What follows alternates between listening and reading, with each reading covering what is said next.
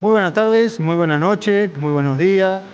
Mi nombre es Jorge, me dicen el gaucho del subte. Trabajo con la parte artística, lo que es folclore y el tango argentino.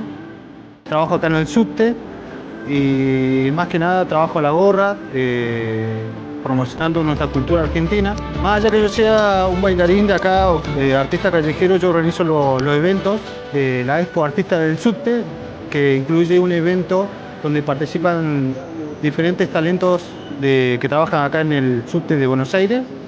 También organizo los congresos patagónicos de tangoterapia que se llevan a cabo en Tierra del Glaciar, el Calafate, los congresos latinoamericanos, de promocionar el arte y que sepan mucho que a través del arte pueden mejorar la salud y pueden ayudar a otra persona.